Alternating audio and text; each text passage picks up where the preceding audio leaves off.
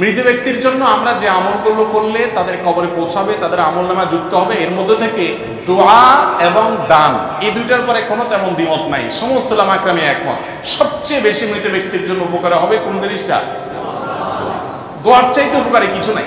এক হাদিসে আসছে নবীজি সাল্লাল্লাহু আলাইহি ওয়াসাল্লাম বলেছেন, একজন মানুষ মৃত্যুর পর তাকে আল্লাহ রাব্বুল আলামিন জান্নাত দিয়েছেন, জান্নাতি হিসাবে তার মর্যাদা আল্লাহ তাআলা বাড়িয়ে দিয়েছেন, আফার ক্লাসে দিয়ে দিচ্ছেন, প্রমোশন দিয়ে দিচ্ছেন। সে বলে যে আমাকে উপরের ক্লাসে জান্নাত দেওয়া হলো, ব্যাপার কি? মানুষ মরার পরে তো কোনো আমলের সুযোগ নাই, আমি তো কোনো আমল করি না যে আমাকে ক্লাস উন্নতি করে দেওয়া হলো, এটা কেন হলো, মানে এই সুবিধাটা আমি কিভাবে পাইলাম, আমি জানতে চাই। তখন আল্লাহ তাআলার তরফ থেকে তাকে বলা হবে, এটা তোমার দুনিয়াতে রেখে যাওয়া সন্তানরা তোমার জন্য যে দোয়া করেছে, সেই দোয়ার কারণে তোমার মর্যাদা বৃদ্ধি করে দেওয়া হয়েছে। তো এই জন্য দোয়া হলো মৃত ব্যক্তিদের জন্য সবচেয়ে বড় করণীয়, মেইন করণীয় দোয়া। চোখের পানি ফেলে দোয়া করা, আল্লাহ আমার বাবাকে, আমার মাকে, আমার ভাইকে, যে চলে গেছে দুনিয়া থেকে, আল্লাহ আপনি তাকে মাফ করে দিন, আল্লাহ তাকে আপনি ক্ষমা করে দিন, তার অনেক ভুল ত্রুটি ছিল, আল্লাহ আপনি আহকামুল হাকিমিন আরহামুর রাহিমিন, আপনি মাফ করে দেন, আল্লাহ তাকে আপনি জান্নাতুল ফেরদাউসে জায়গা দেন, আল্লাহ তার ভুল ত্রুটি মাফ করেন। এভাবে চোখের পানি ফেলে আপনি দোয়া করবেন। এটা হলো মুর্দার জন্য সবচেয়ে বেশি উপকারী কাজ, সবচেয়ে বেশি উপকারী কাজ, এটা করবেন।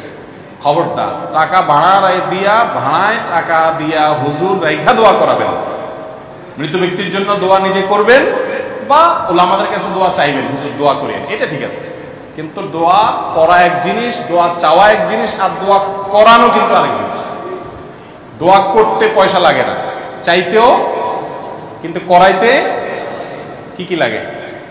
আগরবাতি লাগবে, আপনার মিষ্টির প্যাকেট লাগবে, হুজুরের হাদিয়া লাগবে, এটা বাজেট লাগবে, তাই না? কিন্তু দোয়া করতেও মৃত ব্যক্তির জন্য দোয়া করাইয়া বিনিময় দিয়ে দোয়া করাবেন, এটা জায়েজ, এটা করাবেন না। তো মৃত ব্যক্তির জন্য দোয়া করবে, এটা অনেক বেশি উপকারী।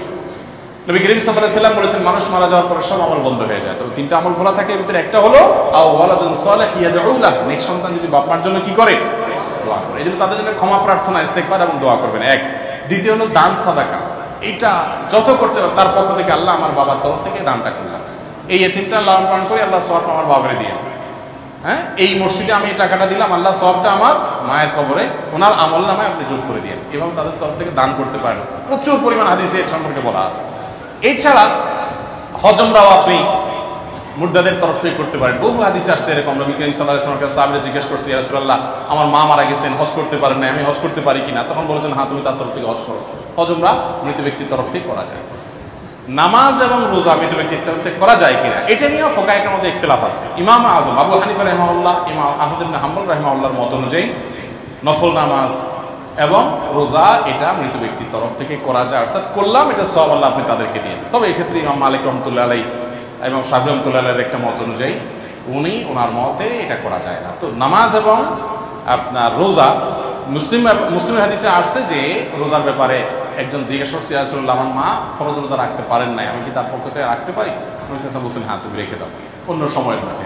তাহলে বোঝা গেল যে মৃত ব্যক্তির তরফ থেকে রোজা রাখা যায়, কিন্তু মূল কাজ হবে তার পক্ষ থেকে ইস্তেগফার করা, আর দ্বিতীয় কাজ হবে দান সাদাকা।